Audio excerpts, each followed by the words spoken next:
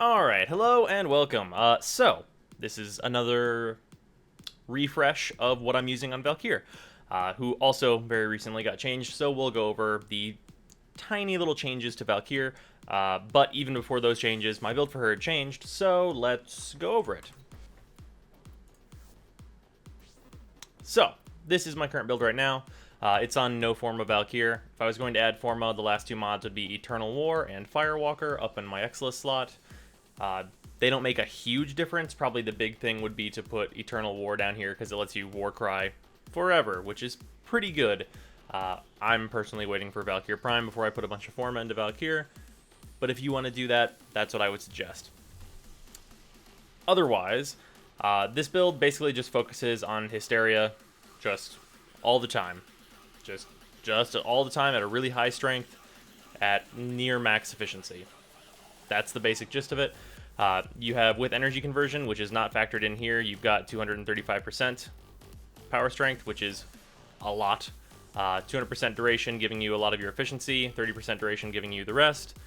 And it's just a generally very good thing. With it like this, you can still use your Warcry to give you the boost in attack speed when you need it. With Eternal War, it would be significantly better, I'll admit. And otherwise, you're just kind of being Valkyr with her claws. Your abilities end up looking like this. And it's really good. There's not a whole lot. Like, this is just a better version of, like, my Endless Valkyr build. Because you only need one energy orb to get your Hysteria started, and then you're at 230%, which means way more damage. So let's just kind of go over the things that have changed. So, whenever you hit 4 now as Valkyr, you go into your claws as you would expect, and you see this line. This line right here, and also whenever you go high enough into the air, it disappears. That's how you know you're far enough away from the enemies on the ground, so that it won't affect them. Basically, in the top right, whenever you start taking damage, you'll see a number start rising, and that's the damage you would take if you were to turn off Hysteria while people are inside this. This can be blocked by walls. This is line of sight to enemies, so if I'm here and there's an enemy that's over there in the back and I turn off my 4, it won't hurt me. And then otherwise, the way Valkyr's energy drain has changed. So on the bottom right, you can see the percentage going up. Once that hits 100%, whatever your base drain is, double it. That's your new drain whenever you're at 100%. However, you can just turn off and turn back on Hysteria to reset this. So when you get the opportunity to, it's reasonable to refresh Hysteria, basically. This line will also come back towards you the more enemies you kill. I think it's 1 meter per kill, and it maxes out at 20 meters, if I'm not mistaken. So it's actually pretty easy to control this and get it like closer to you. But because of the way Valkyr takes damage now, if you're at like 100% down here, and this is like a big area, and you've taken a bunch of damage, and you hit a nullifier bubble, you're going to die. You will die. It's almost assured that you will be instantly vaporized by that nullifier bubble, which means that Valkyr is a lot more dangerous to play now, and you have to be a lot more careful. So, for that reason, my melee weapon is this. This is what I've ended up using on my melee weapon. It's still very, very good. Prime Reach is kind of a must for super long runs if you don't want to get very, very dangerously close to a nullifier bubble. This will lower your margin of error greatly. And then just in general, this build is just anti-scaling, essentially. Shattering Impact for removing armor, Viral for like just chunking their health down, and just generally murdering them. And then True Steel plus Organ Shatter. The reason I'm using both of these is that whenever I have maxed Naruman with the critical increase, it'll give me red crits as Valkyr, which is really, really good. Yeah, that's kind of the gist of it. So let's kill some dudes, because this is for... This build is for going like 60 minutes solo, no problem in like survival. So this like it's not gonna, there's not a lot of trouble is gonna be had here. Like, this is for this, essentially. This build is specifically built so that you murder shit in survival. It's pretty much a survival build. So we'll probably do 2 levels of this test just to show that it goes up in effectiveness. Or not that it goes up in effectiveness necessarily, but it stays very effective. And you'll notice the line will come back to me.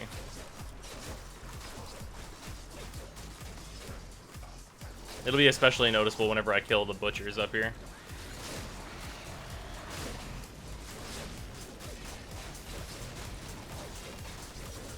And of course, don't forget that you can use Valkyr's 3 whenever enemies are not immune to it. It's pretty much instantly kill whoever you need to kill.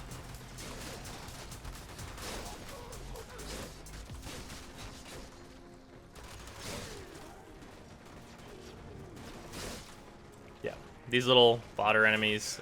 This is more like these types of enemies aren't really dangerous to Valkyr specifically. So this test isn't really a lot for her, but I'll show the other things that are pertinent to this, of course. So we'll swap out these ancients with, where are they at? These guys. Throw some nullifiers into the mix so I can show you how you take out nullifier bubbles. So with this, you got prime reach on, so you can actually hit these. That's how you get through nullifier bubbles, of course. And then I'll show, in the top right, you can see my damage ticking up. I'll let it tick up for a little while, and then I'll basically just let these guys kill me. As you can see, this heavy gunner, yeah, that's, oh, that'll kill me. Yeah. Yeah, and then this is only a level 80 heavy gunner, so you can see how quickly that number can become fatal. Like, really fatal. But yeah. Yeah, I'll let it get to 100%, and I'll turn this off, and I will just be instantly vaporized, essentially. Yep. As anticipated. And then we'll show that with nullifier bubbles as well. But I'll also bump this up to 140, so you can see how she performs against them at 140.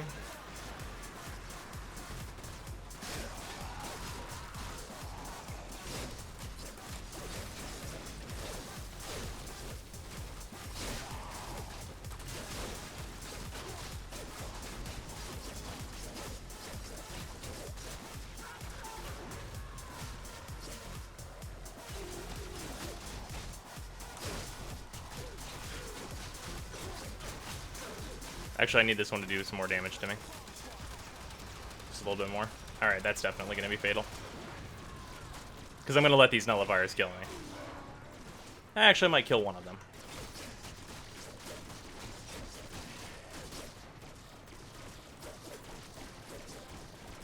Yeah, I'll kill this one. Yeah, nullifier bubble taking down doesn't really change much as the levels get higher, thank God.